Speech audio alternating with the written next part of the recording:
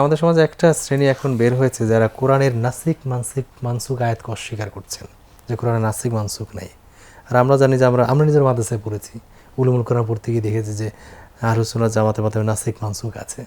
এখন নাসিক মানসুক আসলে কোরআনে কি নেই, বা কেউ যদি কোরআনের নাসিক মানসুক আয়াতকে অস্বীকার করে সেটা কি ঈমান ভঙ্গের কারণ হবে কিনা জানা যাচ্ছে।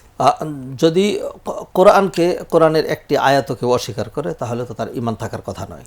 কোরআনে আল্লাহ বললেন আফাতুমিনুনা বিবাদিল কিতাব ওয়া তাকফুরুনা বিবাদ, কোরআনের এক অংশ মানবে আর এক অংশ মানবে না। আল্লাহ সুবহানাহু ওয়া তাআলা সূরা বাকারায় ইরশাদ করছেন মা নানসাখ মিন আয়াতিন আও নুনসিহা, মা নানসাখ মিন আয়াতিন, যে আয়াত আমি কি করে দেই, মানসুখ করে দেই। এখানে তো অন্য ব্যাখ্যাতে যদি যান যে পূর্ববর্তীদের কিতাব, তো আপনি দূরে চলে গেলেন। মানানসাখ মিন আয়াতিন, আয়াত কাকে বলা হয়? কোরআনের আয়াত বলা হয়।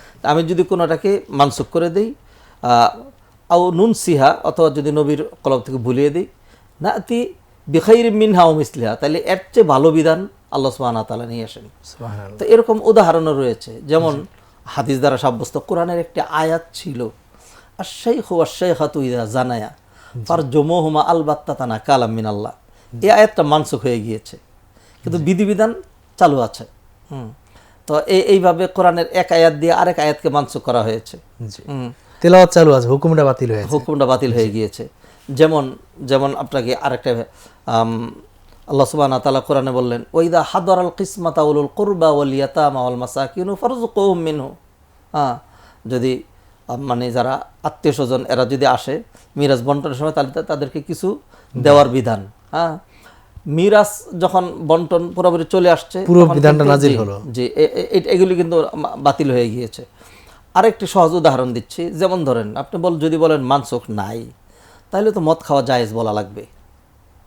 কারণ হইল আল্লাহ সুবহানাহু ওয়া তাআলা সূরা বাকারা শুরুতে যখন প্রশ্ন হলো ইয়াসআলুনাকা আনিল খামরি ওয়াল মাইসির, মদের ব্যাপারে জিজ্ঞাসা করে, তো কুল ফীহিমা ইসমুন কাবীরুন, আল্লাহ স্বীকৃতি দিলেন যে এর মধ্যে এর অপকারিতা বেশি, তবে এর মধ্যে উপকারও আছে। উপকার চেয়ে অপকারিতাটা বেশি আছে। অপকারিতা বেশি, তাহলে উপকার তো আছে, আল্লাহ স্বীকার করলেন। আমার একটা ঘটনা মনে হয়, ছোটবেলায় একজন ক্লাস 9 এ পড়ি, তো একটা পরে একজনকে বললাম, আমার কাজিনকে বললাম, না মদ তো খাওয়া যায়, উপকার আছে, কয় না অন্য আয়াতে হারাম কিছু তুই জানোস না।